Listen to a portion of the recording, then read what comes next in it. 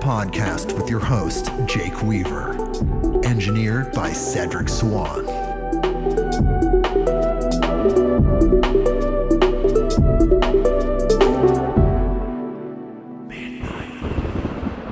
Hey everybody, we are back with another episode of Midnight on Earth. I'm your host, Jake Weaver, and we're here to bring you more knowledge, more light, and more love. Speaking of lights, we have somebody very luminous on the show today. Nico Luminous, the incredible underground musician who's... I almost spit out my tea. Right. Who's played all over the world. His incredible music, it's so profound and inspiring. And he's a conscious entrepreneur. He has so much going on. We're going to talk to him again. He was here with us way back in episode 25, and now he's back with us. We're going to talk to him in just a second. But first, I need you to do something for me. Go to patreon.com/midnightonearth. That is our new Patreon page. You can go there, check out the tiers, pick a tier of support that you can handle. Okay. I'm out here doing this, giving 1,000% every day. I need to give 2,000%. In order for me to do that, I need your direct support. You look at the guests that we've had. You look at the information that we've got out there to people in now 163 countries. Look how powerful it is. Look what you're helping. We're trying to get this information out there more to more people. So go there, check out patreon.com/midnightonearth. Look at those tiers. You love me. I love you too. Let's do this together. Go there, please. Check it out. I need you. And since you're already going to be on your computer, go to Instagram. Check out my Instagram at midnight_on_earth. You can find us there. Follow us there. Spotify, Apple Podcasts, Google Podcasts, wherever you go to get your podcasts, click that button that connects us so you get notifications like a text to your phone when these incredible guests come on, like Nico Luminous. You get the text and you know about it. Tell a friend. Tell someone that you know that loves these type of podcasts. You know these people. You know my frequency. You know their frequency. Match our frequencies for me. Please make that happen. Make the connection. Be the connecting link for me to those people in your world. Bring them here. midnightonearth.com. All right. What up? Social media shout out of the way. Hold on, buddy. We still got to read your bio. Okay. Mr. Oof, I have a bio. You got a bio, buddy. That's Nico Luminous right there. We're going to read his bio. Here we go. I wonder where is it? Is it? I just wrote it on the fly, online? Bro. I just pulled it. Cool. I just was like, man, I just felt inspired. No, I got this from your webpage. Here we go. Los Angeles-based artist and producer Nico Luminous is a man on a musical mission. His styles range from psychedelic chill trap to melodic hip-hop and club bangers. His unique take on bass music and EDM has landed him performances at Coachella, Lightning in a Bottle, Shambhala Festival, and many, many more. Nico Luminous has created a voice all his own in the West Coast bass music scene and beyond, as a groundbreaking music producer, DJ, and vocalist. His intelligently sampled melodies and thumpy bass lines capture dance floors in a sensual pulse that is simultaneously high energy and laid back. Glitch-a-Delic Soul Whomp is his signature flavor, and it's drenched in the sounds of the Carribean, R&B, and hip-hop. Recently, he released the Ridikulous Drums sample pack and continues to be a force in the underground festival West Coast music scene. And he's here now. He's able to talk now. Nico Luminous, hello, my friend. What up? You're back on the show. It's been a minute. What's going on? Yeah. Well, that was COVID times, I think, when we did that last one, right? 135, so it was 110 weeks ago.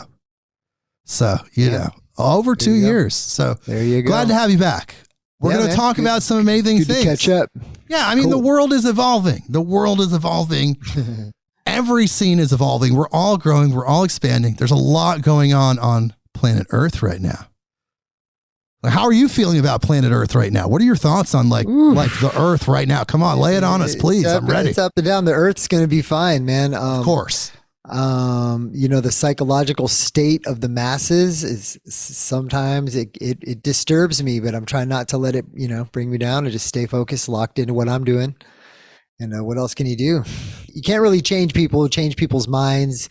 You kind of just have to do what you do, and hopefully that motivates others or inspires or sets an example or whatever, Do you feel like they're trapped in a dream? Like, what is happening? Are people putting their head in the sand? Are they psychically closing while some are opening? What's happening with people? Why are they so unstable right now? I do not have those answers. Come on. But what but what I would say is I'll lump myself into the masses when it comes to, we got these digital devices, we get sucked in, these apps. They're like part of our they're just part of our day. They're part of our mindset, our brain, our operation, like psychological, like framework. And so, in some cases that's good. And I think in most cases that's bad. So, because people are so influenced by what they see on it. Back in the day it was TV, but same thing. Now it's your phone. People are influenced by what they see. And, sometimes, the forces behind those influences aren't they don't have good intentions. They don't have humanity's best interests at heart, you would say. Exactly. Oh man, I know, it's incredible. I mean, the technology has helped us. We're able to have the Zoom conversation and be able to communicate with people all over the world because of these devices. But for some reason, using these devices causes a biochemical reaction. We get dopamine hits. We get endorphins that are released by the reactions of arguing with people online. There's all of these strange, addictive physical properties that go along with this technology. You wouldn't think that would be a thing, but it obviously is. You got to keep them on there. That's how they make their money, serving ads when we're hanging out on the apps.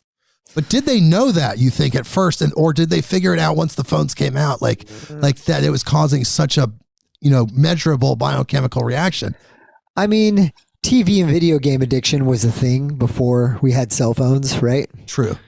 So it's just kind of an extension of that, and it's more accessible. And now it's not only more accessible, it's more like infinite. Like I said, it can be an incredible learning tool. Like, I learned so much on YouTube. It's insane. And I've never gone to college. I know all kinds of like important stuff for like building businesses and setting up marketing and advertising campaigns, all this crazy stuff that I never went to school for.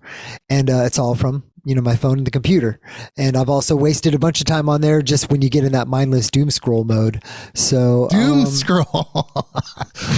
Tell me what that means for people that don't know, that maybe you're in France, you're one of my French listeners, and you don't know what doom scroll is. I'm sure you can figure it out. It's like doom scroll. Doom scrolling. Yeah, doom scrolling. It's a thing when you're just getting sucked into Instagram and you're just scrolling and your brain is off. You're just colors and words and images are flashing by your subconscious like lightning speed, and you're just like scrolling. You're like, oh, whoa. You're like in a trance, that's my version of what I would call doom scrolling. Jesus. I do kind of like those Instagram reels sometimes, but you're right. They're it's awesome. They're 30 second endorphin pops, like pop, pop, pop.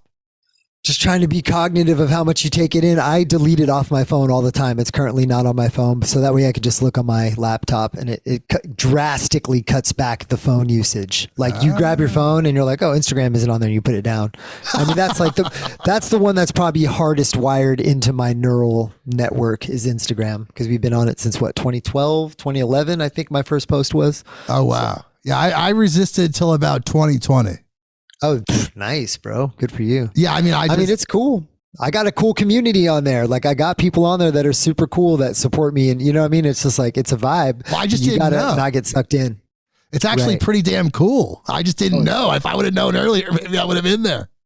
Yeah, it's amazing. I mean, all this stuff I feel like is just kind of serves our tribal need for connection, and to like be in a tribe all the time, hanging out with our people. Like that's kind of how you do it. You open your phone, like, oh, there's Jake, there's Nico. Oh, what are they doing? You know, it's this weird. It's deep in our DNA to want that connection all the time. And it's trippy how many people you can connect with on that thing on Instagram that are considered famous or celebrities, and you just send them a message and they hit you back. It's like, it's really strange, because it's like, wait a second, it just like really thins the veils and kind of creates this really tight-knit human experience.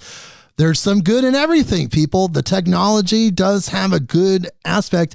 It does have an abusive aspect. I mean, you could abuse food or water even. There you go. There you go. All right. But let's talk about what you're doing, man. How are you doing? You got some new music coming out lately. I mean, obviously you're still crushing it. You know, what's going on musically with you right now? You know, I'm always cooking up tracks, and now if I release things, I want to have a strategic release behind it, and even a budget, and like do it properly.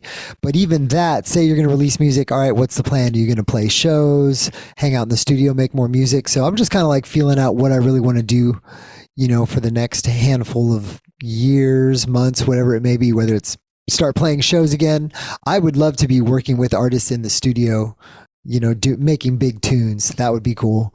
And, you know, I mean, it's as opposed to having to travel and stuff as far as making a living out of it. But sure. I don't even look at it like making a living. It's just something I do now. It's like an extension of myself, and money comes through it. It's awesome. But, you know, I have other stuff going on as well. Of course. And, you know, your roots are in the festival scene. I do want to remind people, you know, if you want to hear Nico's life story, go back to episode 25. We cover his journey from young man in the psychedelic underground and all the various things he had to deal with, and then becoming a musician and more. I mean, he talks about a lot of that. So go back and listen to that, but we can recap a little bit of that. We can recap that. So tell people how you became a musician, and then what attracted you to that like psychedelic underground music. You could have been anything, but what made you go that direction?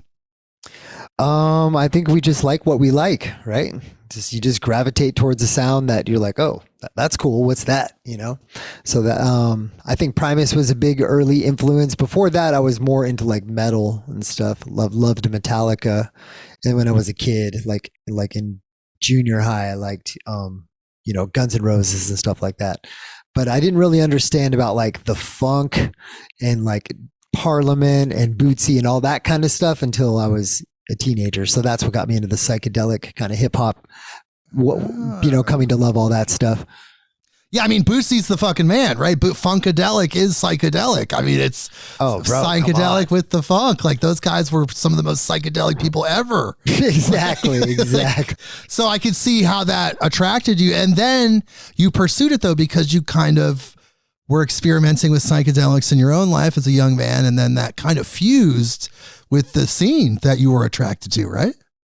I mean, yeah, it's part of the game out there for sure. At those kind of shows with that kind of music, people are getting loose, and yeah, it's always been all positive, you know, for me.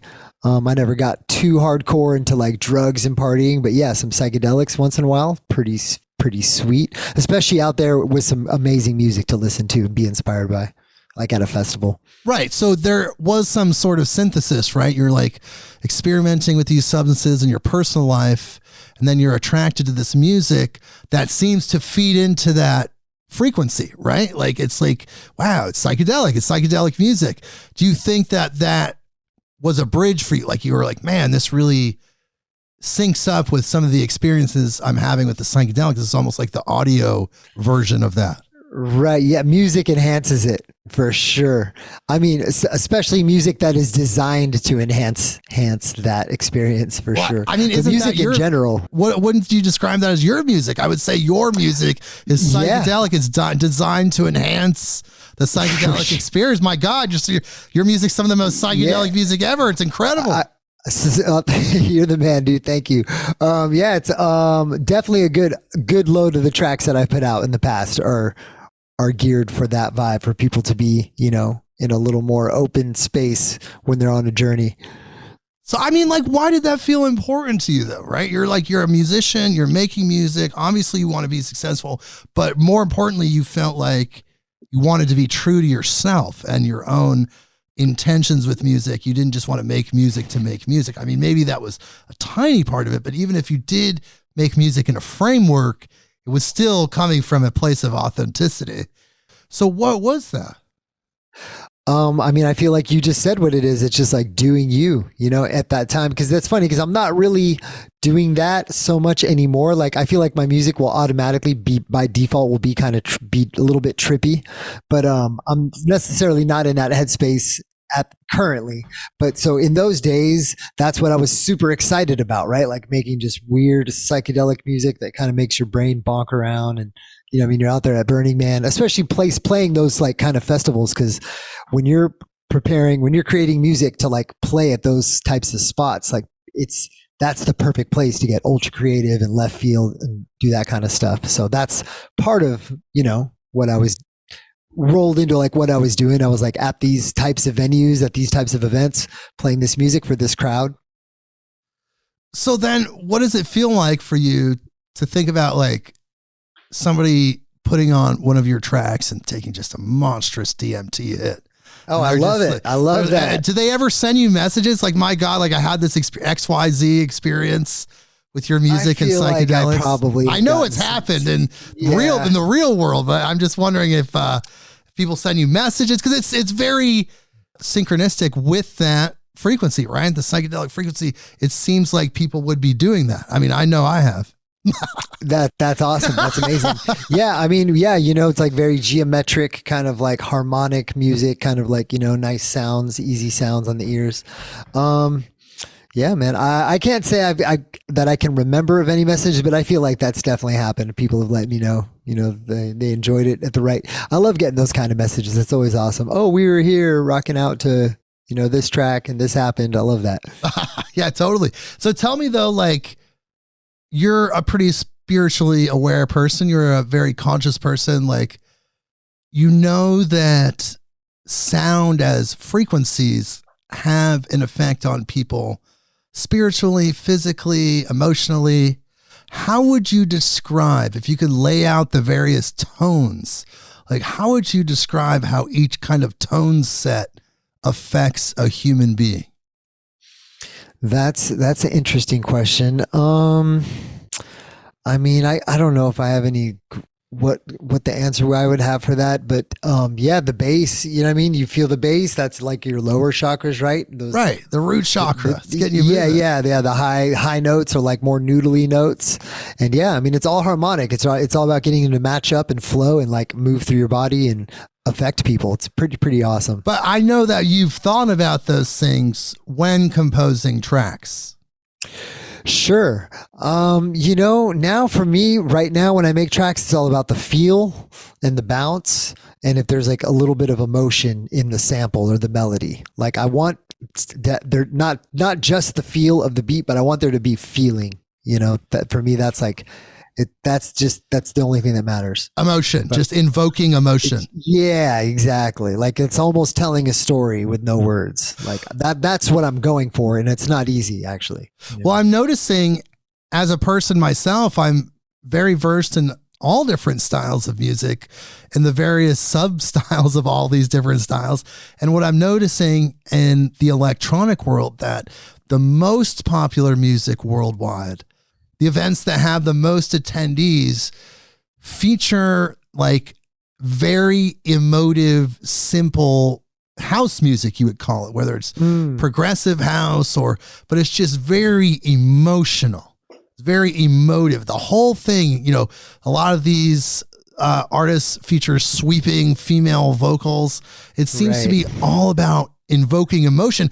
And from a compositional sense, you're like, it's not very complicated what's happening musically, right? You feel like you could probably whip out one of those tracks in about 20 minutes. You're like, I can make that 20 minutes.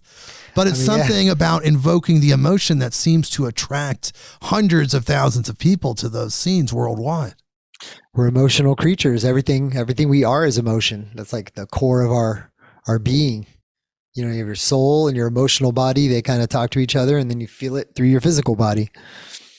Interesting. Tell me more, bro. Keep going. Like, this fucking shit's getting hot here. Yeah, shit. There's people around the world listening to us. Yeah, right no, now. that's Come amazing. on. I love it. I mean, that was just my response when you're like, why are all these people, all of their emotions being evoked, and why are they all showing up to this music that's super emotional? And that's why, because we're emotional creatures. I don't know what else I could say about that, but yeah, that's what we are, right? Well, how do you feel about something that the rapper Kanye West said recently? Or maybe it was an older interview that I saw where he was talking about how the bass notes stimulate the root chakra that creates this like survival or activates some like lower frequency situation. And then in a lot of mainstream rap music, there's kind of negative music about, you know, selling drugs and, you know, in some cases, you know, objectifying women. And what Kanye was saying is by putting those lyrics while you're stimulating the root chakra is some form of programming. I mean, it's all hypnotization for That's sure. What he was saying. It is. Yeah, No, definitely. It's all programming and hypnotization. But you know, he was a big part of that for a long time. It's just like, yeah, it's a tool. It's a tool to mesmerize people for sure. So then, and push an agenda on them for sure. So would you say then that you could kind of flip that polarity and use music as a tool to mesmerize people towards, you know, God or whatever that is, the spirit, I think mystery? that's probably what it's been used for most of humanity's time on earth up until about 100 years ago when everything got commercial. Maybe they were using like music and like, you know, I don't know, for stuff that wasn't positive, but for the most part, like, yeah, music is to like lift people's spirits, right? But once it got commercial and they realized what they could do I'm taking with the advent of TV and radio and all that kind of stuff. But imagine that before there was even electricity, music was just like you and your homies at the piano, like playing some songs and saying that was music. Yeah. And then like, you know, some sheet music rolls through town. You're like, oh dude, did you get the hot new track? And it's just like it's a bunch of sheet music. And you're like, dude, play that. You know, that's the old school vibes. But, you know, yeah, it's come a long way since then.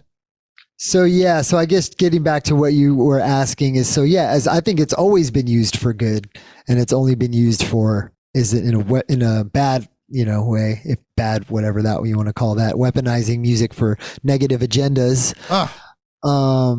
That's more recent, especially with hip hop, because hip hop wasn't like that at the beginning. I mean, you probably know so about all the, of course. Yeah. It's all, like something it's all written into the agenda. Yeah, for sure. Something happened in the 90s. I was just thinking about this. You want to know the very first tape I bought in my entire life, like cassette tape? Which one? DJ Jazzy Jeff and the Fresh Prince. He's the DJ. I'm the rapper. I bought that when I was like 9 years old. Nice. And it was dope. It had so many tracks on it. And all of the rap music of that era was really positive and like just about like living life and just doing your best. If you really look back at all the rap tracks of the 80s and even into the late 90s, but then something flipped. And then like all of a sudden there seemed to be an agenda that was being pushed through this type of music to program people to be more negative. Yeah, it's pretty well talked about, I feel like, in the hip hop rap community. And I mean, some people, like, I get it, they're making their art and their life is really about that, like that's one thing. But then when that particular type of art gets heavily promoted by these massive institutions, that's where it gets kind of weird, because then it's, you know, kind of spreading some it's doing some things that I don't think are necessary. But yeah, Willie D talks about it on the Joe Rogan interview. Willie D was from Ghetto Boys, and he talks about that secret meeting that happened in the 90s. I've heard about that. I don't know much about it. I haven't even looked it up. I've just heard enough about it that I get the idea. You know? I read this whole thing on a conspiracy theory website many years ago that there was this secret meeting between record executives in the 90s, and they made everyone sign a NDA. And then when they were in that meeting, they talked about how they being the heads of these record companies had chosen this type of music to push this negative agenda, just having negative stereotypes, negative energy to just sell, to feed off what the negative energy in the music would provide. It would provide a polarity to what was going on in this kind of like you're getting away with something, you're doing something, listening to this music, like you're somehow defying authority by listening to this. And it was all by design. And then, many people were upset about it supposedly in the meeting, and a few people supposedly leaked the information. Now, if you look at the chart of all of that music during that time, you can clearly see there was a big change. I mean, where did KRS-One go? He's considered the original rapper. He's one of the oldest rappers out there. And, they just stopped promoting him at a certain time. Yeah, well, he went independent as opposed to going to major labels. Once you're independent, that's one thing because you're independent, right? But we're talking about major label. Like if you look at what they're pushing, it's pretty clear what's going on. There is so much good music like out there in the world on Spotify, amazing music. And, they're pushing a certain agenda. It's pretty clear. It's pretty clear. And also music is a healing technology. Like, right. If you want to just back it up and look at music as a very stripped down thing, just so you can kind of process it, it's a healing technology, right? It's like designed to heal. The frequencies are designed to heal. We're responsive to them physically. And yet we've decided to flip the polarity and use that in a destructive way. Well, we didn't. A very, very small group of people, but somehow they're able to get that agenda on global billions of people. Yeah, it's wild. It's also noticeable that places, you brought up Spotify, it's also noticeable that places seem to compress the music so much when it's on these devices that it seems to lose some of the healing qualities. And instead of healing, it releases the dopamine and endorphins. Like when you feel that, you lock in and there's kind of a biochemical response listening to the music. It seems that the compression strips away the spiritual activation within the healing of the music, but leaves enough of the frequency response to create the biochemical reaction. What do you think about that? That could be an interesting thing. I wonder how that could be measured. They could, if Huberman could get in there. But yeah, when it travels through the air, it gets compressed. Because I know if you have like a wireless guitar rig or a wireless like bass guitar rig, by the time it hits your amp, there's compression just from having to be transmitted. But yeah, it's hard to say. Music, a track will get people going. But I do agree with you that it's not a full frequency spectrum coming out the speakers. No, Spotify is not happening. I've compared several streaming services. Spotify is like actually the lowest end for quality.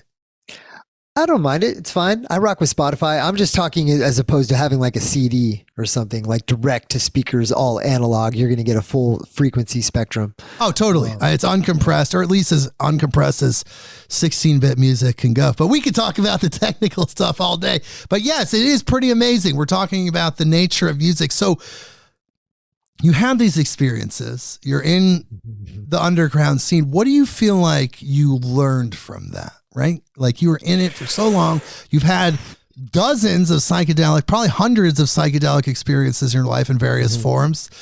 You've been out there in the trenches with us, like all these shows all over the country, internationally. You were always there, it seemed like, for many, many years. What did you learn from all of those experiences? Ooh. I mean, in the moment, I was just doing what I was doing. So it's like, you're just learning like day to day, like how to figure it out, especially trying to be a artist, music performer or producer, DJ, whatever, performing. But in retrospect now, I would say one thing I learned is just the power of the community. Like a lot of the reason that cool things are still happening in my life, even though I'm not on the scene as much, is all through just awesome people that I met in those days. You know, it's great to form bonds, it's great to meet people and have friendships that last a long time. So you feel like that was kind of the crux of it, was the network, the community, the relationships that you built within those experiences. Yeah. I mean, that's probably also part of the reason I got into it at the first. It was like the music mixed with the community. You know, I was like, oh, I like this vibe. These are cool people. This music is trippy. This is weird. This is different. You know, it's the opposite of what we were just talking about. All the mainstream agenda negativity is like, this is awesome. Okay, cool. What I didn't realize that it's such a small scene. Actually, it seems like such a big deal when you first get there, but it's small where it's hard to survive and build an actual lifestyle unless you really live that touring life, and then you don't have a life. Where I like being at home. So I did learn about just myself and like what I really wanted, what kind of life I want to live. Yes, I would love to play big shows, big events, and build up to that. But I don't want to live my whole life on the road. I like being at home, being creative and productive, creating art in a space. You know, that's like when I'm super happy. And you were kind of part of the festival scene, much like I was in its infancy. You know, festivals are mainstream now. You can find most music festivals related to any genre of music all over the country and all over the world. But in America, festivals were around, but they were very commercial. But the independent festival scene seemed to create something different. And we were there for the genesis of it. Yeah. I mean, I feel like, you know, we got there for our genesis. I feel like, what was it before that? It was like some old school hippies, like they've been doing their thing. You know, you had the offshoot of the Rainbow Gathering and the Grateful Dead cats. So, but I mean, I wasn't around. So, but I'm sure there was something before we were doing it. But yeah, but watching it grow and what it turned into, like the whole West Coast Burning Man, everything, festival scene influenced the world, I would say, of just that. Yo, let's go camping for 3 days, listen to music and check out all these different artists. Yeah, that never really happened before. That was a very, very rare thing to have a camp out festival prior to the psychedelic explosion of that. Yeah, for sure. We've been in it for a minute. Yes, it is very powerful when you think about how long we've been there and how much has changed. And it also inspires me when I see very young people there, like teenagers or 20-year-olds that are like starting their journey. And you see them and you just know what's ahead of them, but they're in this weird new world. Yeah, for sure, bro. I wonder too. I mean, and then now with AI, bro, where's AI going to be in 6 months? You know what I mean? In 2 months, like everything is moving so fast. So we don't know I remember like the idea of having like a phone and you could video people like in the 90s, like, oh, that's going to be in the future. Or watch, you know, like it's like, boom, that happened 20 years later. So as far as responding to what you said, now we're in this new world. But so hopefully what sticks around is the love for music, love for different music and weird scenes, and where, you know, not everyone fits into the regular day-to-day societal structure where, you know, there's all kinds of folks out there. And so hopefully they can find their people through, you know, gatherings like this. Super positive energy, great place to connect and rock out to some different music. Yeah, so there's still that layer of the wildness that remains. Like it's another world that you can step into that's created at these events. It's kind of like a little portal that we've all decided to participate in, and we go into that every time we go into this event. And as the future continues, as Earth spins around the sun, as it does, it's just going to keep getting weirder, but we have to hold on to that. We have to make sure that whatever we created, that festival world, that festival frequency, the underground, that energy still stays alive through all the transitions and changes. Yeah, you know, I'm not in as much, but I will catch posts and people be like, "Oh, it's not the same." Da, da, da, da. You know, I'll hear things, I'll see things. And, things change, but hopefully the core of it is that, kids are staying committed to making good music, which I'm hearing a bunch of cool music released from new names. I'm just like, this is dope. Yes, all over the place. Right. And so, people are going to continue to be creative and want to gather. That's for sure. That's not going anywhere. Right. Just as long as, we're all in it together. Like we actually work together to keep the thing going and just not give up on humanity.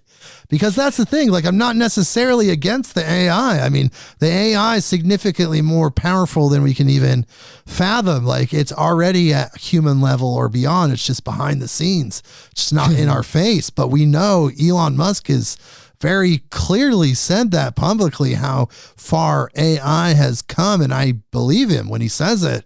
So, I mean, I'm not afraid of it. It's just like another thing. It's like a plant, an animal, a robot, a human. Like, why do we have to hate on it? Where's the fear? I don't really know how I feel about it. I guess the fear is it could just get out of control and it could start duplicating like crazy robots and shit like that on its own. Well, right? What if that's what the animals thought about us? Yeah, I mean, I'm just saying that's the actual like, okay, if this thing could like for real start making its own robots and do whatever it wants, that would be pretty nuts, right? And that's like a possibility. That's not even like, that's probably already happening. But then, I'm not saying it's bad. I'm just saying it's something to think about, For sure. But then you think about consciousness itself, like. If consciousness itself, like human consciousness, animal consciousness, plant consciousness itself is coming from the divine. It's only coming from that one source. It's still source. It's still consciousness. Like if we treat it correctly, if we don't abuse it, if we raise it like we would raise one of our children, it seems like it could be okay. Yeah. I mean, I don't know. It's not a child. It's artificial intelligence. It's like, it's a whole different ball of wax, but, we'll just have to see. No one can stop it. That's it's unstoppable. No one can stop it. So, and you can feel it. It has its own consciousness. It's a new form of life on earth. And I just want to say that, if we're afraid, that's not the best choice. So I'm not saying you are, or I am, or anyone listening is. It's just that putting it out there, if we approach it with love, maybe it'll give back love. If we approach it with respect, if we approach it with just like we would approach our friends or family, maybe that's how it'll show up. Who knows? Or it could be Skynet, Terminator. We're all going in the wood chipper. I'm not really sure.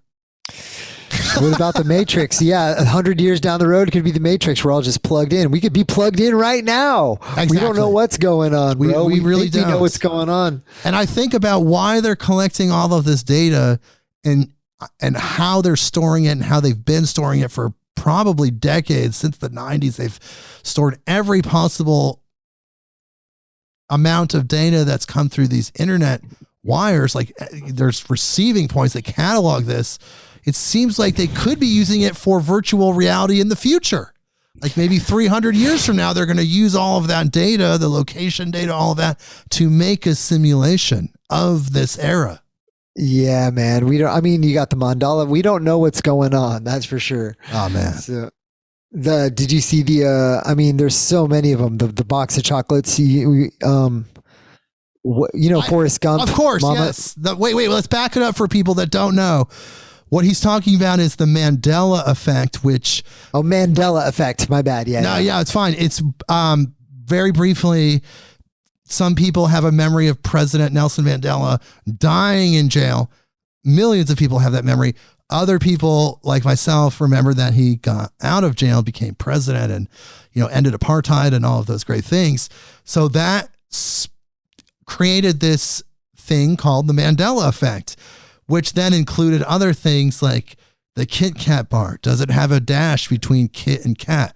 I know that it did. In my reality, it definitely had a dash. There's no dash. Berenstain Bears. That's the biggest one. Berenstain Bears, for me, was always Berenstain Bears. We would have said Berenstain Bears. For sure. If it said Berenstain. 1,000,000%. How would you say Berenstain?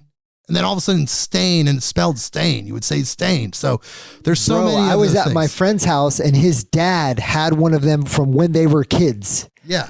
And his dad brought the book out. He's like, this, and it said Berenstain, Stain. He's like, bro, he's like, this, I've had this book since the 80s. It said Steen. Oh, I know. And it's something's going on. There's other things. And then to focus on what you were saying, Forrest Gump, his famous line, I remember it being, life is like a box of chocolates. You never know what you're going to get. Come on, I saw it so many times. Life is like a box of chocolates. Now, what is it now, though? Life was like a box of chocolates. You saw what? Life was like, no, dude, that doesn't even make sense. Life was like a box. No, life is like a box of chocolates. The biggest one for me, because this was one of my favorite movies of the era, was Interview with a Vampire. I remember that so distinctly and so perfectly. It was Interview with a Vampire, and it had the red A, and I remember it so distinctly. It's now Interview with the Vampire. I believe you, but that's a little more fuzzy for me. I think it feels like when I'm with you, I just can't remember it clearly. I just watched that movie a lot back in the day. I loved it. You know, it's a great vampire movie. Anne Rice. Nice. Yeah, I read the books when I was a kid, but I still can't remember. That's what's funny. Yeah, isn't that a trip? Interview with the Vampire? So I guess, and so all we're saying is when you said the AI and where the simulation, future simulation, data farming, whatever, it's like we don't know what is going on. We don't. And so I'm just trying to roll with like what I think I know is going on. Just be careful what you click, people. They're always watching. Just remember that everything's in a web. So, for sure. Spider always internet. Knows you think you have privacy on the internet? Give me come on. I know. I think it's very funny when people think they have trying to protect their data and shit. Well, they have this. They think that by using these messenger apps that are encrypted, that somehow like all of those things aren't monitored when they actually are. Like it's just like true. It's insane. They're like, hey, this app doesn't. No, we don't look at this one. It's totally encrypted. Everybody's like, cool. Here's all my secret shit. Like what the? Totally, fine, bro. It's wild. Strength in numbers. Everybody did it, so then they can't go after everybody. So that I guess worked in most people's favor. Yeah, there you go. There you go. You know, we don't know what the fundamental reality is. I think they're finding that out. We thought whatever was fundamental, it actually isn't. So they're figuring. You know. Well, that's the thing, and also for people that are thinking about the Mandela effect. A lot of people feel like it's influenced by the Large Hadron Collider, that the work that they're doing, trying to discover these particles, they did discover the Higgs boson and other particles, that doing that, the smashing these particles together at high speed to create this mini black hole has disturbed the fabric of reality. So, I mean, anything's possible, bro. I don't know what these guys are up to. No, I'm just writing it out. Thankfully, we still have cannabis and coffee, and we're still able to hang out with our friends and love our family. We still got our phones. Yeah, with our phones. Yeah, our AI phones. Look, my car pretty much drives itself. It's AI. My car is AI. Our computers are AI. They're just a type of AI that is like less developed. Like it's a robot. We're looking at a robot right now. My computer, your computer. Those are two robots. We might be AI.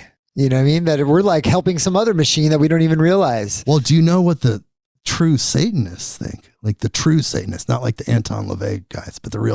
No. What's the deal? Well, they think that Satan was the original AI. Okay. Because it diverted from the main program. Oh, shit. It was an artificial intelligence. I go with that. I'll roll with that. And so that's part of the whole technocracy. Is the worship of technology. William Cooper talked about this in the book Behold a Pale Horse way back in the day.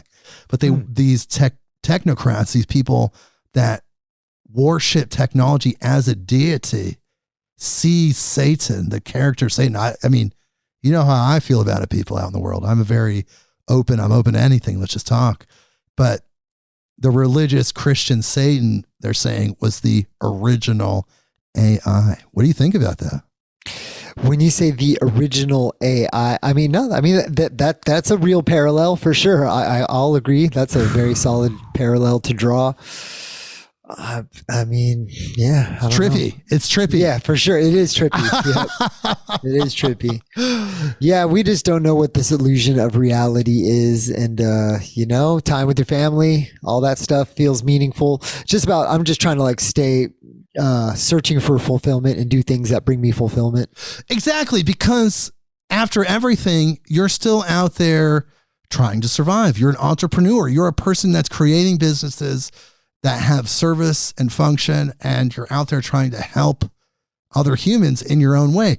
Like, how do you feel about the state of the world now? Like, what can we comfort people with to help people to just keep moving forward, to not give up on any of their dreams, to keep evolving and expanding, even in the face of all this strange information that's coming from media and the outside world right now?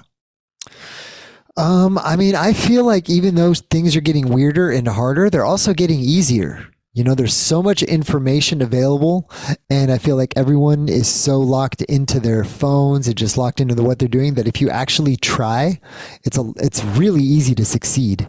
You know, I don't want to say really easy to succeed, but I want to say it's just like the playing field is so much more accessible for success nowadays than before.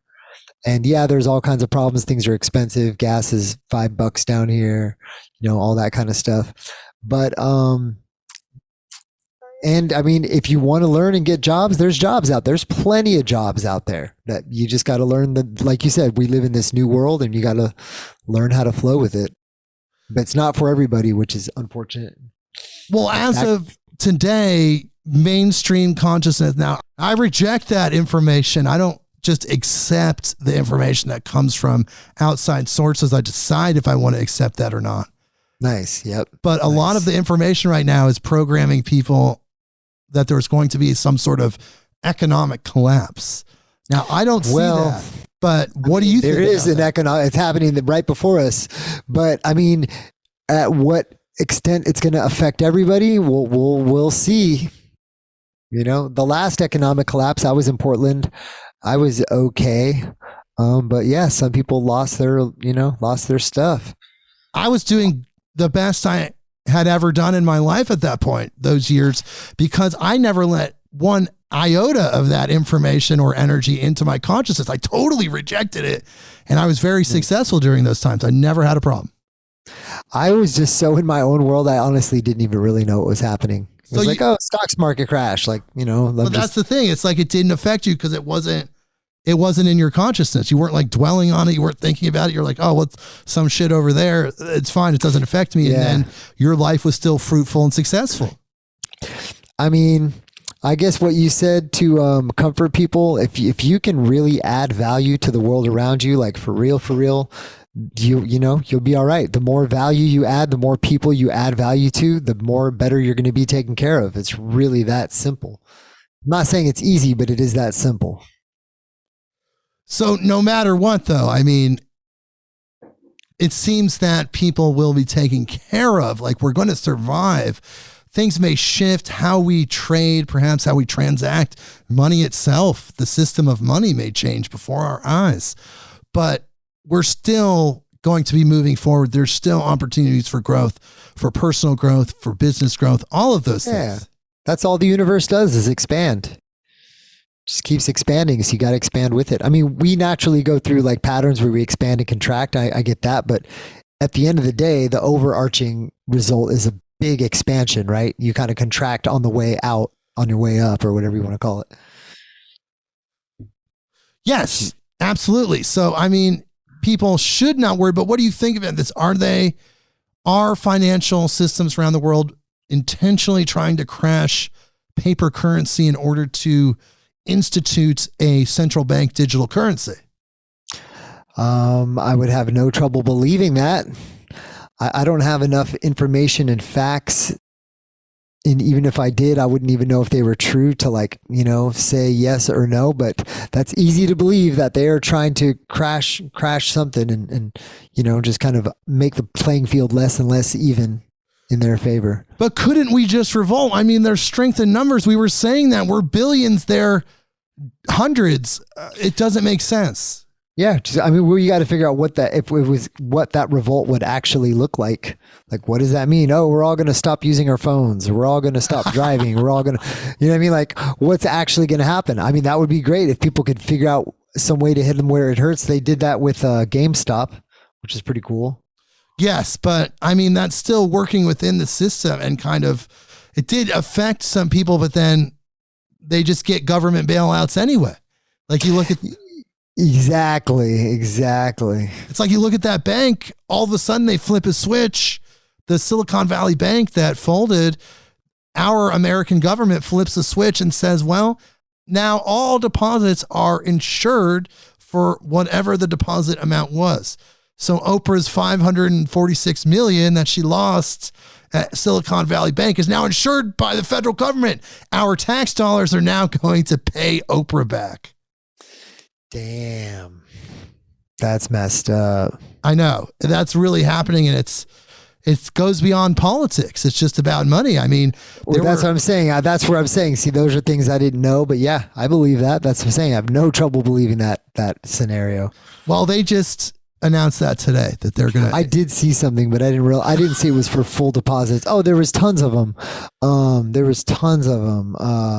one was like, 400 or 500 million. I can't remember. It was some company. Oh, because a lot of Silicon Valley companies had all their money in there. Exactly, because they were told that was the bank, the safest bank. But as we can see, it's all human created.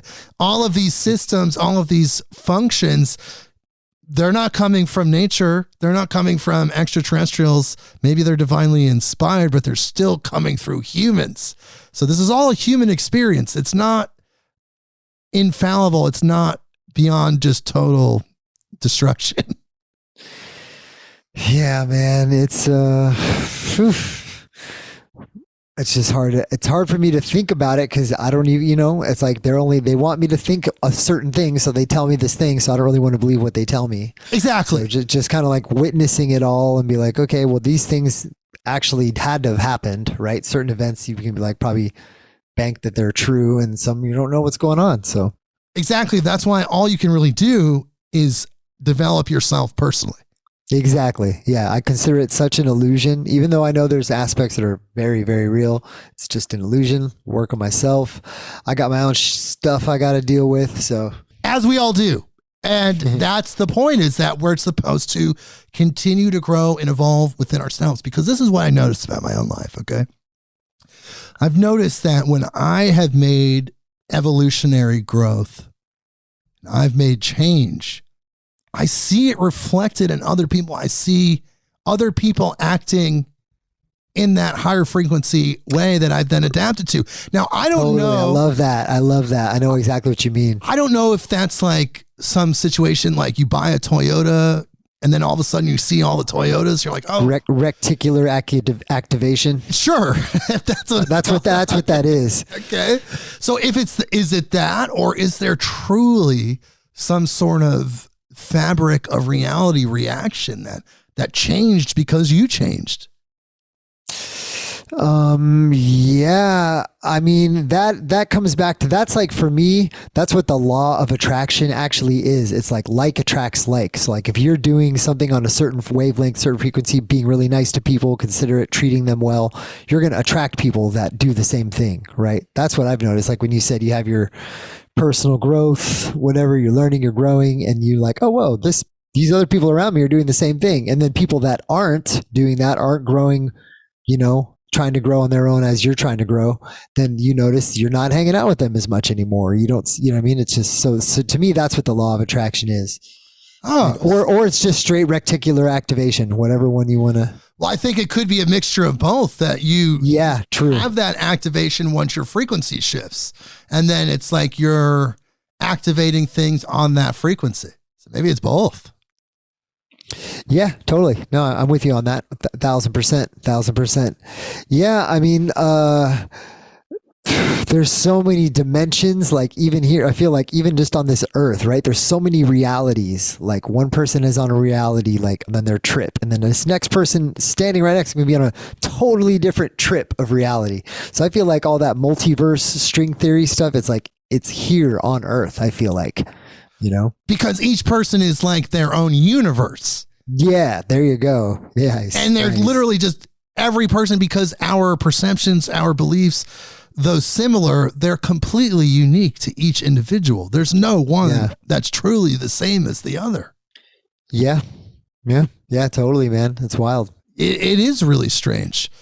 And there's a lot going on. I mean, There sure is, bro. I mean, and the universe is like this big. Well, what do you think about the extraterrestrial situation? Look, I know that we're kind of getting off topic. We're supposed to talk about music in your life and entrepreneurship. Maybe this is all great. Flows, but like, what do you think about this? Because we love UFOs on this show. We love extraterrestrials. It's something we cover a lot. We love it. It's core Midnight on Earth. Tell me what you think about this uptick of UFOs in all of this. Like, it's in mainstream consciousness. It's in mainstream everything. Everybody's talking, and it's almost normalized at this point. What do you think about that? I mean, I think it's just common sense to be like, well, that would be weird if they didn't exist. And we were the only thing on this entire universe that goes on forever and ever. And we're the only ones. Now, even if you're saying they're here, they're not here, to me, it's just common sense to be like, they're got to be out there somewhere. And it also does make sense that there's ones that are way more advanced than us and can, I mean, yeah, who's the captain? It was an Air Force or naval captain that talks about the Tic Tac, the capsule on Joe Rogan. Yes, that was just recently. Yeah, that was some very widespread video. No, that was not super recent, unless there was a new one. 2017? Oh, yeah. Okay, there you go. When Fairly he was on recent. there. Yeah. Somewhat. Okay, got you. I just wasn't sure because, there's new stuff. Word. So anyway, that kind of stuff, I'm just like, oh, yeah, that makes perfect sense to me. To me, that's common sense. To some people might want to deny that, which is ridiculous. There's so much going on. Well, when President Obama went on a late night talk show to announce that extraterrestrials were real, and it was a very real announcement, that for me was a watershed, because then I saw like soccer moms at the park talking about UFOs and are they aliens or weapons? Well, Ancient Aliens is on Discovery Channel. That's what I'm saying. It's all of that information is out there and in depth. That show's actually amazing, and so is The Unexplained. It's a sister show to that with William Shatner. I mean, if anything gets you thinking, like at least about things that could be possible, But it just seems, do you feel like it's right around the corner? It seems like it's right around the corner. I thought for sure. I think they're already here. They're already here. Running shit. We know that. I think, yeah. I mean, so who, and we don't know if they're good or bad. They might be the bad guys, like running us into the ground, like, and controlling the whole ship. I don't know, because I like the idea. Sorry to cut you off. No, I like fine. the idea that there's multiple and they're like fighting for like the goodness of Earth. For me, that's just like a fun little movie in my brain. That also makes sense. I'm like, well, I could see that happening. So, but I've often thought though that in order to get that high level of technology, like where you're truly folding time and space to get across these vast distances, that you're somehow even using consciousness itself as a technology, that you would have to be a high frequency being. Like, you couldn't be like this demon race with this advanced technology, because the technology is coming through inspiration, which would require some sort of interface with higher frequency energy. What do you think about that? I totally agree. I think that, I mean, that's the train I'm on for sure. I think that's possible, but we just don't know. We don't know yet. You know what I mean? Like, we don't know what these guys are up to, but that's why I say I like the idea that there's multiple races, and that's what you hear from these different, everyone, UFO. Yeah. All the stuff. So, and let's hope the good guys win, man. Shoot. Well, what I've learned on this podcast through studying with various graduated people on our lecture episodes and also all of the guests is that there's a magnetic field, there's a magnetic force that's bound to this planet, that's part of this planet, that's part of the solar system and the universe itself, and it's beyond us, and it's pulling us forward, whether we like it or not, because it's such a powerful force. We can't stop it. We're only going upward. It's the magnetism of expansion itself. And that magnetism just pulls us along this evolutionary path. And what we perceive as perhaps lulls or low points in civilization or consciousness, awareness, or things like that, is actually just part of the process, because there's only one way, and that's up and expansion. That's what I've learned recently through a lot of guests.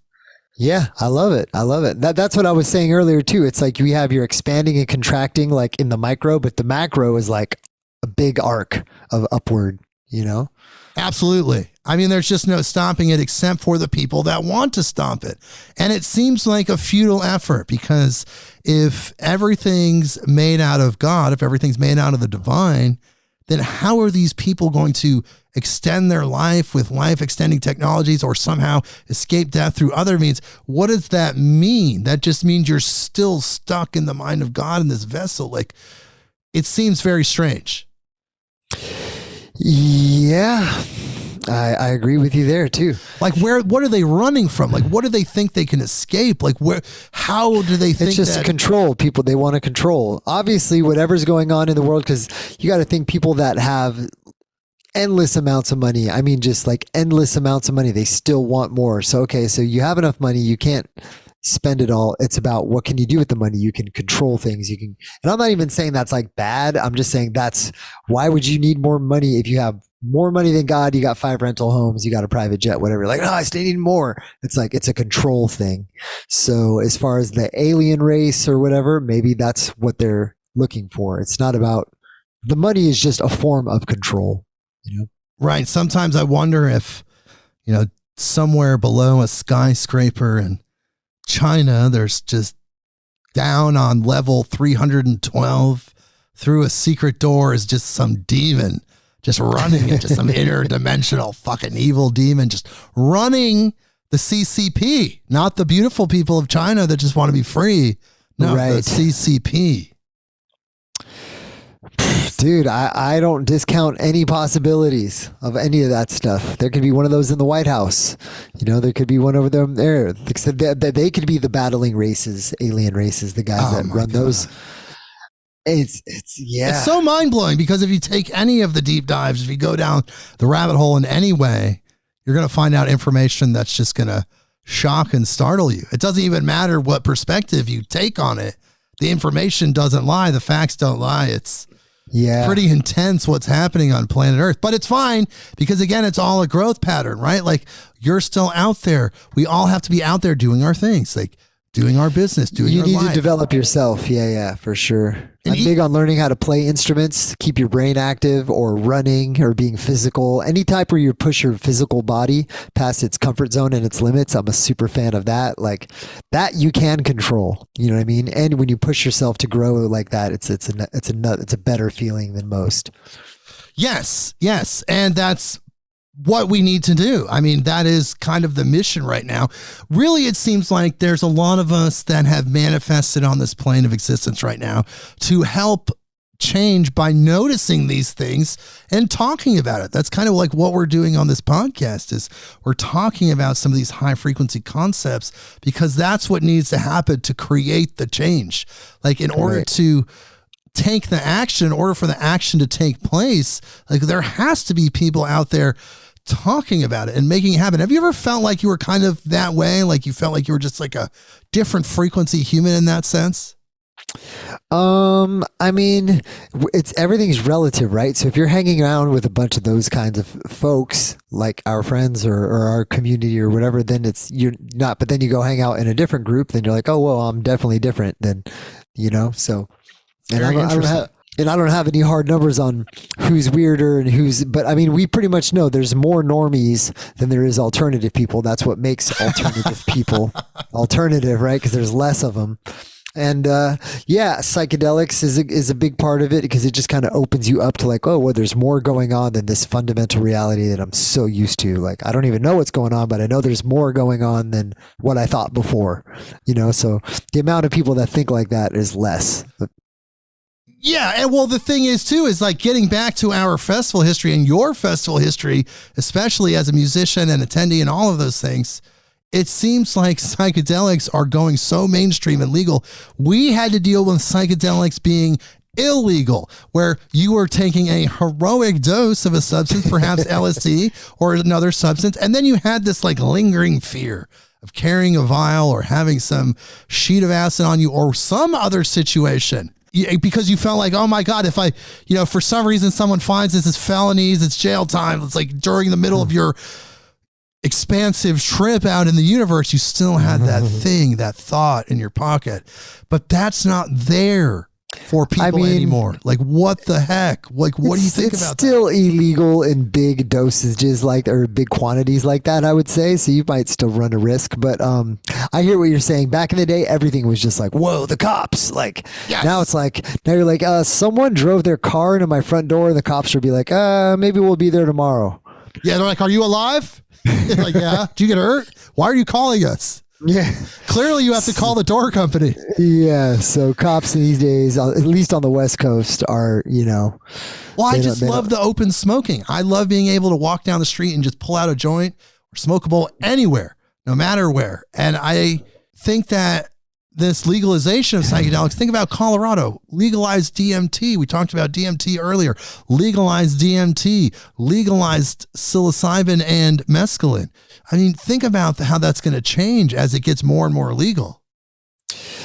Yeah. I mean, that's hopefully adding to the evolution of humans for sure across in America or whatever, helps people see through the matrix. Exactly. The only problem is, once it becomes okay, then people figure out how to really monetize and capitalize and degrade the essence of what's going on. And so it gets diluted. The point doesn't necessarily get across the same way, but let's just hope it helps. That's all I can say. Yes, it is very strange. It's got to be helping. I mean, if you think about the things that we were exposed to, maybe psychedelics cut with other things. I know I took psychedelics that were cut with speed, believe it or not, back in the day. How do you even cut? How do you even? What do you want to know? I mean, I'm just, how do you put speed in acid or something? Okay. So here's the deal. I mean, if you lived in Eugene, Oregon, like I did in the mid 90s, you know that there was a lot of LSD manufactured there. It's very well known. This isn't like, not very common information, but also in the neighboring town of Springfield, Oregon, was the nation's leading supplier of methamphetamines. Okay. Oh, whoa. Both in their pure forms are crystals, crystal methamphetamine, crystal LSD. So people would take the super high quality methamphetamines that were crystal, or sometimes super low quality methamphetamines that were in crystal form, and then cut it with, mix it with the crystal of the LSD before they broke down the vials. God, that's so weird, because I mean, you still need to take a very small amount of LSD compared to like crystal meth, right? Like there you have to have a decent dose. Right. But then you're thinking about like a gram of LSD at that time going for potentially thousands of dollars, and a gram of methamphetamines being hundreds of dollars, depending on how dirty it is. So if you cut the two, then you increase your profit. Okay. I believe that. I mean, shit, people do. No, it's insane. People do crazy stuff in them hills for sure. No, you never want to deal with that, because my God, when I tried that, I didn't know. And it was just like, you're tweaking and you're tripping at the same time. It's not a good feeling. Oof.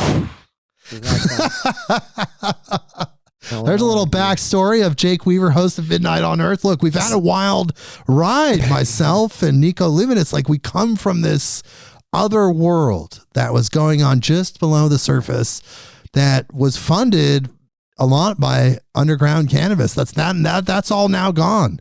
It's all gone. There's no more underground cannabis. It's very strange. Things change, man. Every 5 to 10 years, things are different. You got to be looking into the future and planning your moves, and looking at where you want to go.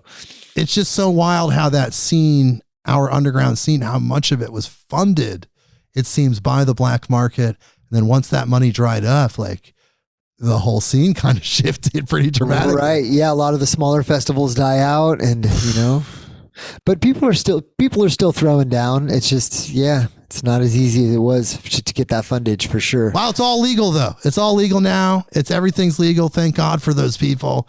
Your music is legal, which is good. Tell me about some releases you have coming up. I know you have something coming up. Oh man. I literally have 0 releases planned. No. Okay. Sample packs. You have a sample pack coming up. All I have is this software project. I've been working on this software project for months. I'm super excited about it. It's a business automation tool, and that's where all my mental energy is going. But so that's why now it's it doesn't even, I'm not even trying to put out sample packs or songs. I'm going to do that later, but it's just fun to put out little clips on Instagram, little musical ideas, and I can test musical ideas and drop clips. I love the social media for that format, Cause like making an album, making a song, that's like takes a long time, and it's hard to maintain, you know, when you're trying to work and pay your bills and stuff and like making these songs. But getting off these little clips is super fun, and people still get the vibes like you're creating music, you know, which is good. But all of your old music is still out there, right? There's so many classics. Oh, yeah. There's so much legendary music. You can find, oh, that's awesome, man. Thanks. I appreciate it. Yeah, you can find stuff on Spotify. And one thing I do need to do instead of creating new music is promote those old tracks that are some that are still pretty good, you know, create new visual content, try out stuff and run a bunch of clips. But for me, it's like, it really is a hobby. It's something I just enjoy now. I'm not like trying to chase this big musical bag. Like it's deeper than a hobby, but it's not something that I'm like getting after and chasing. One thing that I've been doing that I just started, I've only done one so far, is a live class on Zoom teaching production, mixing and mastering. That was fun. That went really well. We had 3 students, and I'm just figuring out my schedule. Wow. So wait a second. You're teaching live classes on Zoom? People all over the world can learn specifically how to make electronic music with you as a DJ and also as a producer? What? Tell me more about that. Where do people find you? That's huge. Exactly. Oh, that's cool. Thanks. I appreciate it. Yeah, for me, it's like I don't see it like that, but I see it as awesome, but I don't see it as huge. So thanks. I appreciate it. It's huge, bro. It's huge. Well, no, it's super positive because the 3 people that were on there all want to make music. One guy had like some tracks that were pretty, like they were pretty good already, and we went through and flossed them, and he was stoked. He's like, "Oh, whoa, this is awesome. You know, it sounds better, or whatever." And then the other 2 were just getting started. They were a couple. They were super awesome. And they were just like, all right, how do we what's step 1? What's step 2? And so my goal with it originally, like anyone's welcome, but my goal is for people to submit their project file to me. And then I mix it live on the Zoom call. And then that way, you know, you're kind of like, wow, other people are hearing it too. And it's kind of like a group effort, you know, we're just like going through it. And so where do people find out about that? Like they want to do that? I mean, sounds amazing. I want to do that. Where do you find out about it? I had the link, but I took it down. But I need to add it to my link tree on Instagram. Okay. But if someone is interested, they could just write me for now. Let me check to make sure it's on my link tree. Looking right now. Nope. Nope. So I'm going to add that anyway, and that's where you can just go to my link tree in my Instagram bio. Okay. So in your Instagram is at Nico, Nico _Luminous, Luminous, Nico _Luminous is the Instagram handle. And that's where you can find the link tree. Yeah, for sure. And there's stuff on there. There's website, my coaching. You can sign up there for some coaching. But the thing is the private coaching is $60 an hour. But if you just want to do the Zoom, that's like $20. And we were on there for like 2 hours last time. Oh, so that's the best value. Yeah, exactly. I'm trying to, you know, hook everyone up. You pay $20, you get in there, and if you want me to mix your song live, if there's enough room before it gets too crowded or whatever, then I'm kind of figuring it out as I go. Let's leave it at that. So no, that's awesome. I mean, there's still people that want to learn, and they want to learn from you because you're a legend. You're a West Coast underground legend. I mean, he's been out there over 20 years, I would say, playing music at shows all over the West Coast. And definitely once he got abducted or drafted into the psychedelic underground, he became a leader. He became a force. And the guy was out there just being the light. He was the luminous guy. He was Nico Luminous. He was inspiring people with his good vibes. He's pretty much the most positive person I know. I've never seen the guy crack, maybe like 1 or 2 times. But that's in like over a decade, almost 15 years now I've known this guy. Actually, it's more like 17. Oh man, the years are going so fast. I think 2005. That's what I meant. Yeah. Was that when you lived at the crib? No, not 2005. That was 07. Maybe like 6, 7. Yeah, I met you 2006. Okay. Still. That's a long ass time ago. Woo, we're going to be in our 60s, like blink of an eye, boom. It's fine. That's how I'm looking at everything now. I'm like, all right, I need to get my stuff together. Like, that's why I love doing music, but I can't rely on it to build the financial future I'm looking, maybe, but I'm doing other stuff in parallel. Look, I'm going to tell you this as we kind of close this out. I'm going to tell you this. This is something I thought of recently, and this is going to inspire you. Okay, look, you have to think about your human life like this. Imagine you're taking a breath and you're holding your breath. You're like, and you hold your breath, right? And then you go underwater. That is the human experience. You're holding your breath. You're going underwater. That's this dimension. That's the underwater. No matter how hard you try, no matter how long you train, no matter what you do, you strengthen your techniques, you're gonna have to exhale eventually. Everybody exhales. There's just no way around it. So you exhale and then you're back and then you take another breath. So that's what this life is. You only have the amount of time that you have that's related to holding your breath. You're just here so briefly. So you have to make every moment count. Don't waste any of it. Real talk, bro. Real talk. Yeah. What do you think about that? I love it. I love it. That's potent for sure. Well, it makes you want to move because you're like, shit, man, it could be over at any time. Actually, we don't know when we're going to go, right? It could be any minute. Yeah. I mean, and that's the weirdest part, the whole like dichotomy of like, okay, should I work super hard and do all this, or be like, no, should I just like enjoy life and take it slow and just be like, have very calm neurochemistry.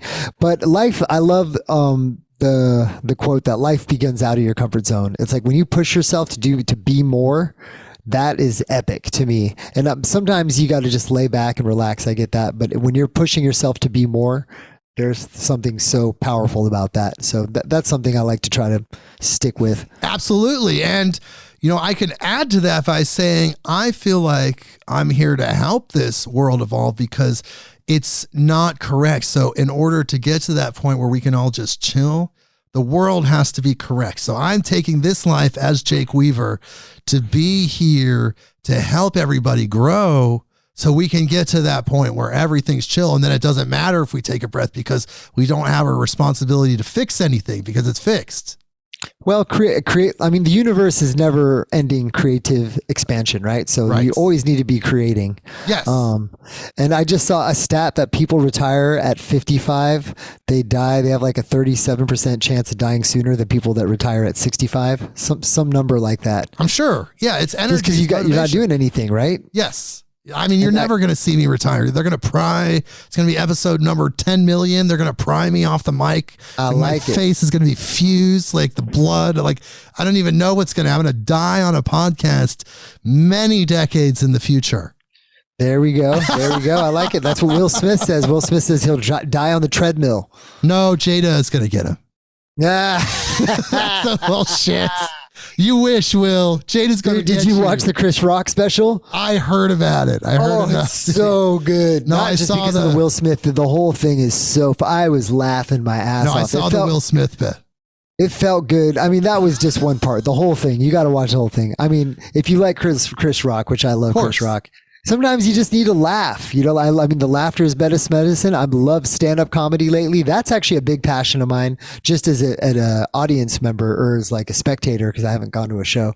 But just stand-up comedy, just because it mirrors life in that when a joke is funny, it's usually because it's true. Yeah, it's like a universal truth. Yeah. So I love that. And yeah, I've been getting into that anyway. So Chris Rock, it feels good to just laugh your ass off. So as far as music, what I've been digging a lot lately is like the UK rap. I don't know if you've tell me about that. No, tell me. It's so sick, bro, and it feels like way less programmed with that negative programming that we were talking about. It feels like the artists are a lot more unique and authentic, and the beats are like sick and grimy. Like UK, you know, they're always ahead of the curve with like music production stuff. Sure. And so it just has this unique sound, feeling, and vibe. Little like you feel that little bit of like reggae influence with like the London rapper type stuff. It just has its own vibe. So I've been vibing out hard to that stuff, collecting a bunch and building up DJ sets for it. Nice. That sounds amazing. What about electronic artists? Like, is there anybody that you're kind of blown away by, like the next gen of the underground? I feel like I've been collecting so much music and I have some tracks that I love, but it's like, you know, I don't usually do this. It's usually not my style, but it's what I've been doing lately is just getting so many tracks and then just loading them up in my DJ set and just playing them. And so I can't even remember who's who, like the artists, but I'll get back to you on that. But there is a cool wave of young bass producers that are just making this cool new sound. There's this whole like Bass Waffles crew out of LA and, just like the Wub Wednesday, there's just like a dope wave of bass music happening, especially down here. And so I love tapping into that. All right. But so you still think there is an underground, or have things been so connected that it kind of absorbed the underground? Like, I mean, the underground is alive. I'm just not outside at festivals as much these days, but the underground is definitely alive. Like the Unce Festival. The Unce Festival is a big deal, and they've been growing, and they got a solid community. It's all just about community, you know. Yeah, maybe the funding isn't what it used to be, but maybe there's more funding. Maybe these artists are on bigger, you know. Of the Trees, I remember playing shows with Of the Trees back in the day, and now he's like headlining Red Rocks. Like, that's amazing. So just watching things grow. I just kind of opted out of that lifestyle because I wasn't sure if that was the future I wanted, but I still want to do music, you know. Yes, you're very talented. I hope you stick with it. I honestly I just love creating music. I love creating music. To be your calling in a lot of ways, or at least one of them. Yeah, I want to do more YouTube stuff and Instagram clips, TikTok clips. I want to release music, but it's a lot of work and time, and it's like I like putting that into visual content as well, and I feel like there's a bigger return on your energy. But then releasing classic music is also important, but you have to be like, now I'm at a place where I'm just mature, and when I create, I want to be in a zone and create with a purpose and intention, not just like make a bunch of songs. That's kind of what I did back in the day, and they were great, and there was purpose and intention in that music too, but I'm just looking at it through a different lens now. Oh, it's amazing. No, I mean, it's maturing. It's just part of life. Like, you're always going to look at things through a different lens as you grow as a human. Well, what about like rap? Like, I know that you're a fan of conscious rap. I know I am. I can't listen to negative energy. I don't care if it's rock, rap, country. I don't know if they make country music where the guys are pissed off all the time. I'm not really they're pissed off at somebody. My fucking dog left me. No, here's the thing. It's like, you know, sorry, country people. I probably have a lot of country listeners. Maybe I should cut that part. I don't want to offend anybody. I want to trigger anybody's like love for animals. I think my dog left me is pretty harmless. Oh man, you never know these days. You never know. But what about rappers? You know about PETA's coming after you. They're like, you let your dog go by himself? Like, oh my God. We have proof. But what do you think about rappers? Are there conscious rappers out there that you like? Yeah, dude, now? There's so much. There's so much like good music. The dude, my favorite inspirational, or the guy that's inspiring me right now is Coda the Friend, Kota. Coda the Friend.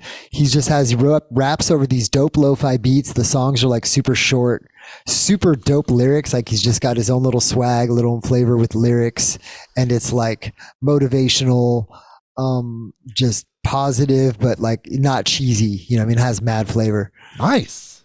That's amazing. The Friend is dope.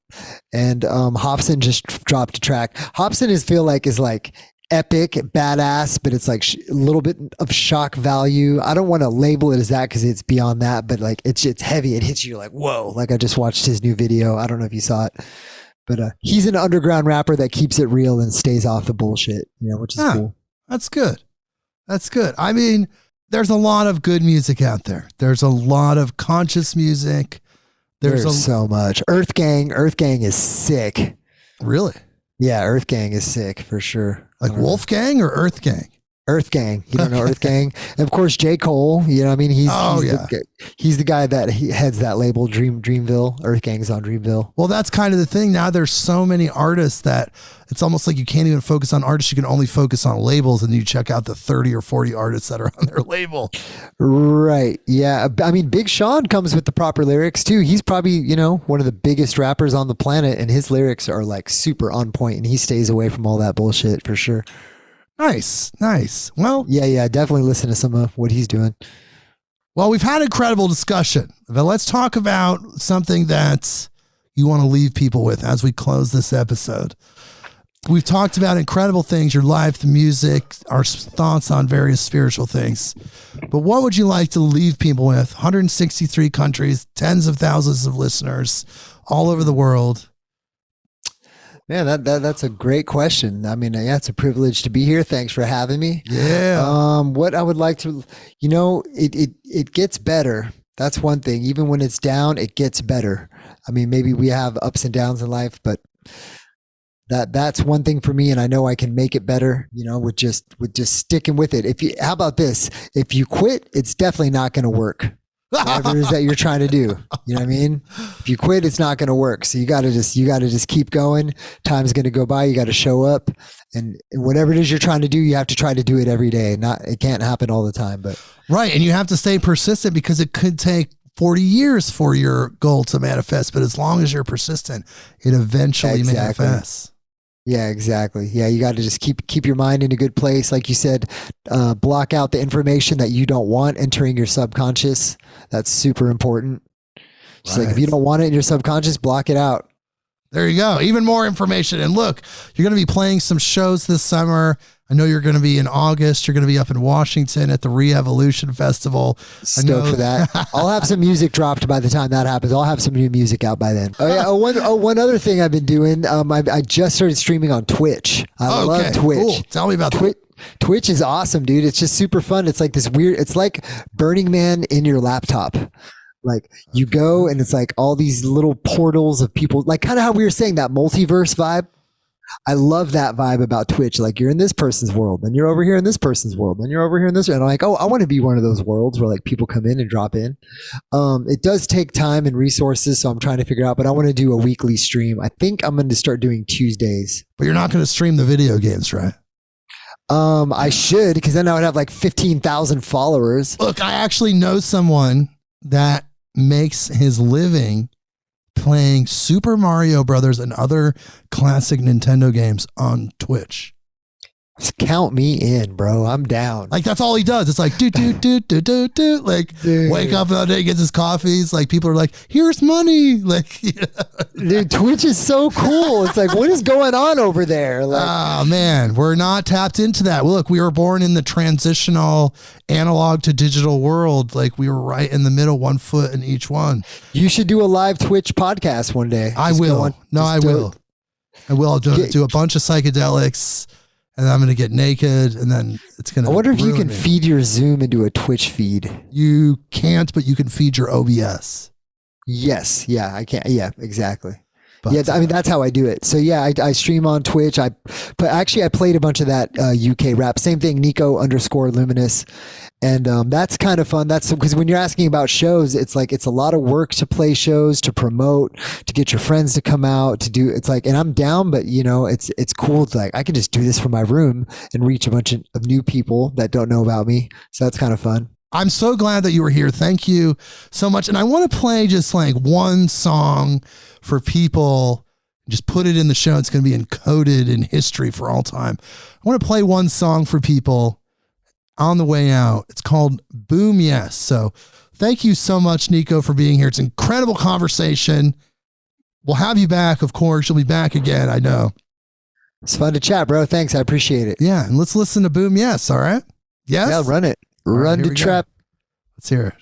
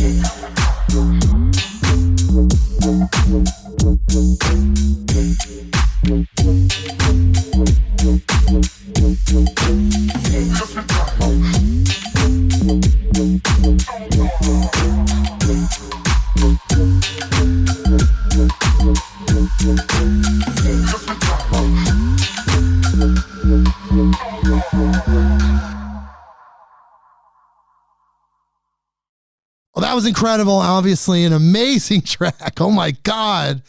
Even though that was from 2018, it still sounds like so ridiculously ahead of its time. It's just fucking mind blowing. Thank you for letting us listen to that. And, you're welcome. You're welcome. I'm glad I, blessed your ears. Yeah, you blessed everyone's ears. And speaking of ears, we'll see you next week. Midnight on Earth.